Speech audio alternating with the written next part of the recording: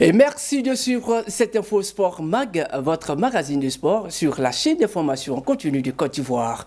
Et démarrons ce magazine par le championnat national de dodgeball qui s'est tenu ce samedi au centre ivoiro-courien Alassane Ouattara. À l'issue des matchs du pool, San Pedro dans la catégorie mousse dame a été sacrée championne, battant les filles de Daloa. Et chez les tissus mixtes, les Ninjas d'Abobo ont dominé la finale face aux dauphins de San Pedro. Suivons le compte-rendu de Déborah Bono. Chez les dames, les dauphins magiques de San Pedro ont dominé Daloa sur le score de 7-2. Du côté masculin, les Ninjas d'Abobo ont largement pris le dessus sur les dauphins magiques Miss de San Pedro, s'imposant 18-3.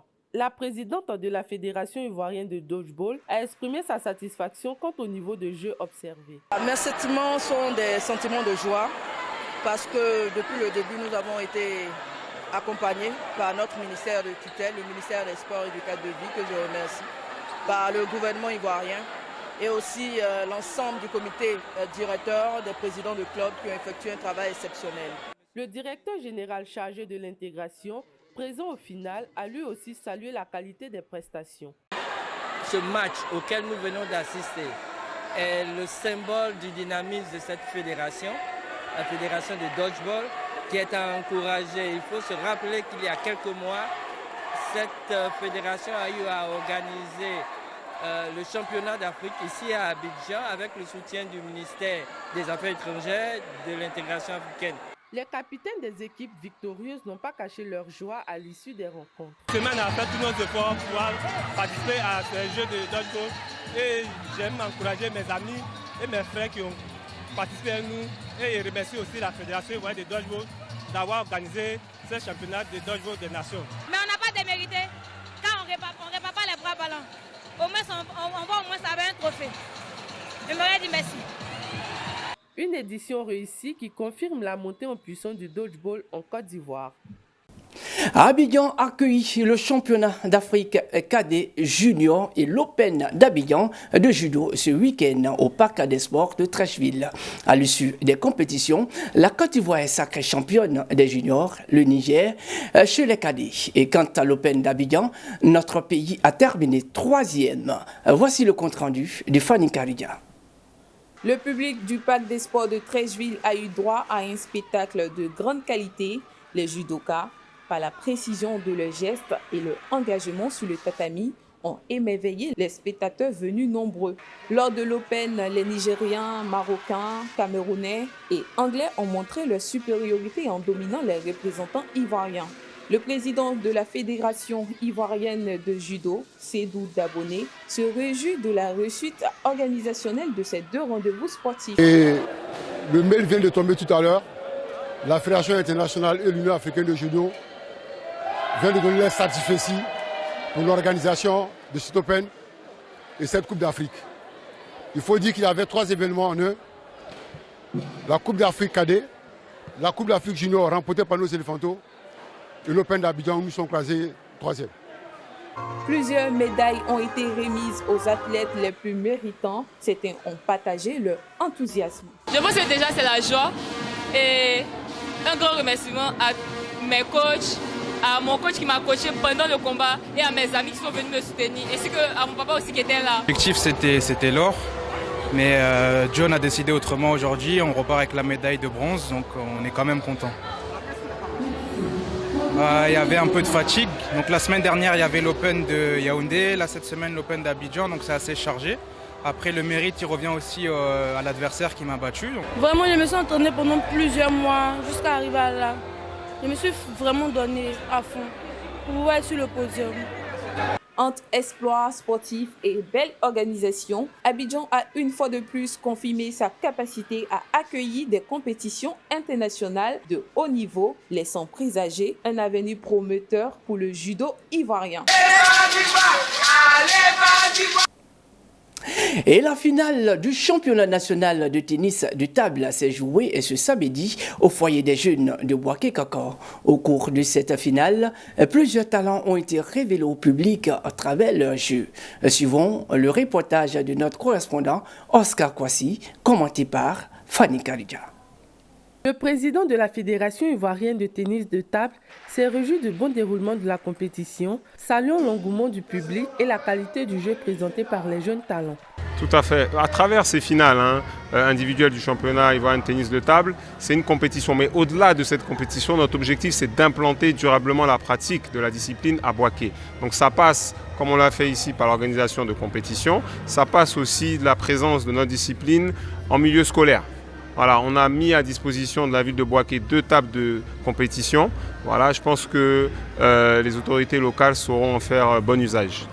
Cette finale marque une étape importante dans la promotion du tennis de table en Côte d'Ivoire et ouvre de nouvelles perspectives pour le développement des athlètes de demain.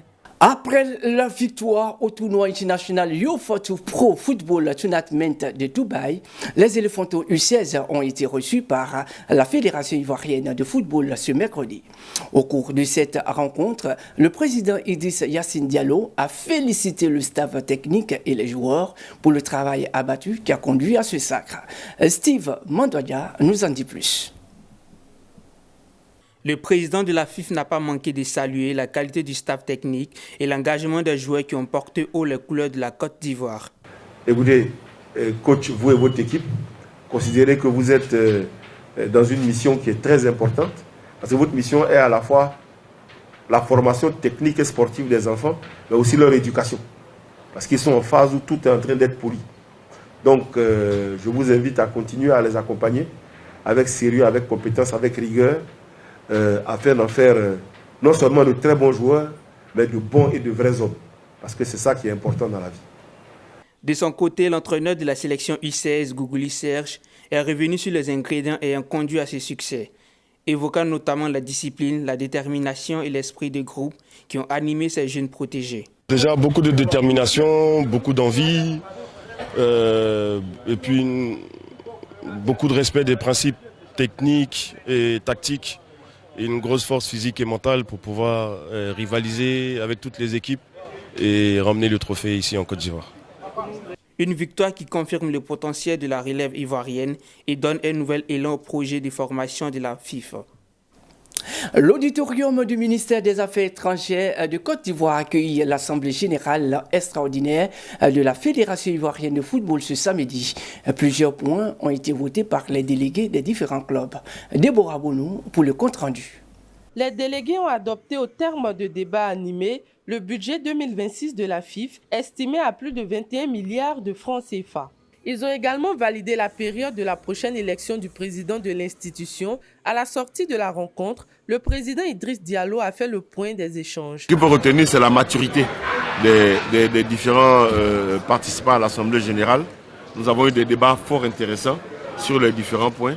Le premier qui était relatif au changement d'article pour permettre de fixer une fourchette 3 mois avant ou au plus tard 3 mois après fin juin pour pouvoir faire l'élection à la présidence de la Fédération ivoirienne de football. Donc il y a eu des débats intéressants et nous avons validé cette orientation de la FIFA. Ensuite, il y a eu le budget qui est l'outil de direction de notre entité. Lui aussi, il a fait l'objet de débats intéressants. Et donc, je pense que c'est ensemble, de façon unanime et solidaire, que nous avons accepté de voter à 100% ces 2 questions qui étaient posées à l'Assemblée générale extraordinaire. Le représentant du ministre des Sports, Kofi Roland, a salué les efforts de la FIF et appelé à la mobilisation autour des éléphants.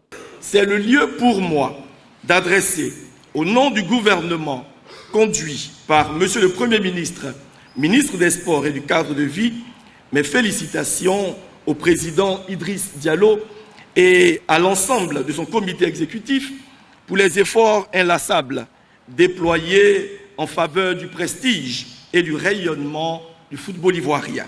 Une assemblée sous tension mais concluante qui ouvre la voie aux prochaines échéances du football ivoirien. Et restons toujours à la Fédération ivoirienne de football, cette fois-ci avec la Ligue amateur. Les meilleurs acteurs ont été distingués en mi-parcours par les responsables. Cette info était présente à cette cérémonie. Et voici les explications de Fanny Kariga. 4 équipes ayant enchaîné 3 victoires consécutives ont chacune reçu une enveloppe de 500 000 francs CFA. Le meilleur buteur, lui, est réparti avec 100 000 francs CFA. Le directeur exécutif de la FIF, Aman Gourou, a donné des précisions sur l'importance de cette initiative destinée à encourager la performance et la compétitivité au sein de la Ligue amateur. La Ligue de football amateur avait donc proposé de récompenser à mi-parcours du chemin de sa compétition les meilleurs qui se distingueraient. Et ces meilleurs, comme vous le savez, constitue, j'allais dire, la crème qui, on espère, va être dans l'élan de maintenir ce cap. Mais c'est sûr que les autres aussi mettront tout en œuvre pour essayer de vous titiller dans vos positions respectives.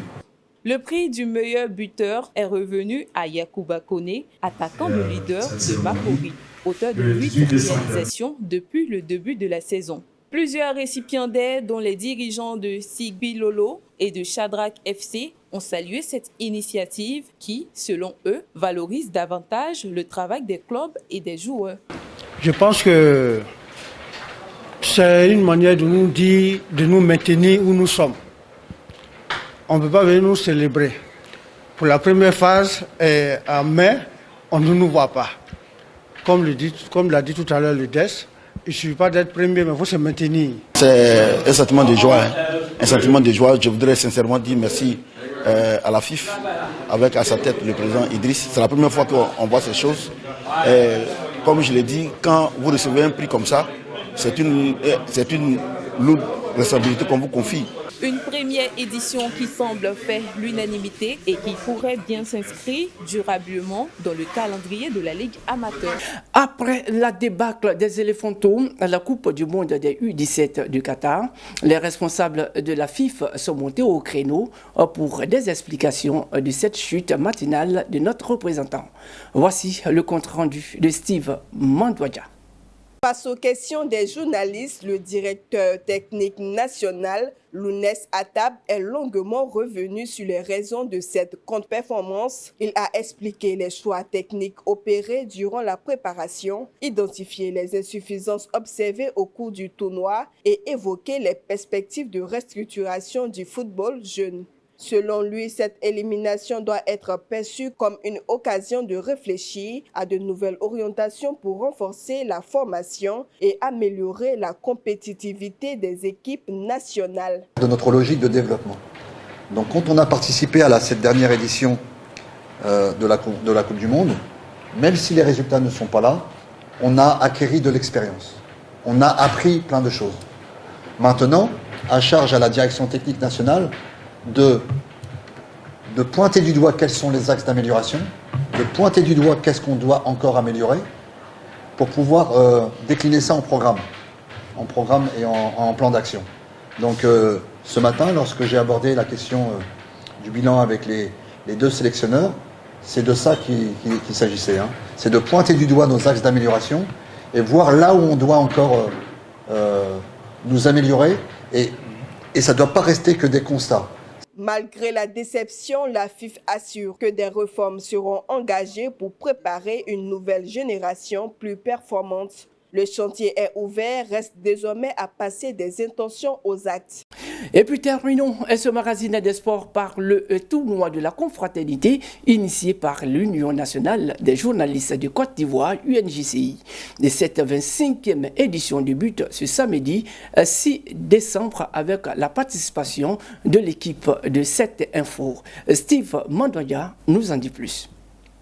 Le président a précisé que cette édition se déroulera en élimination directe, un format qui, selon lui, promet davantage de dynamisme et d'engagement entre les équipes participantes.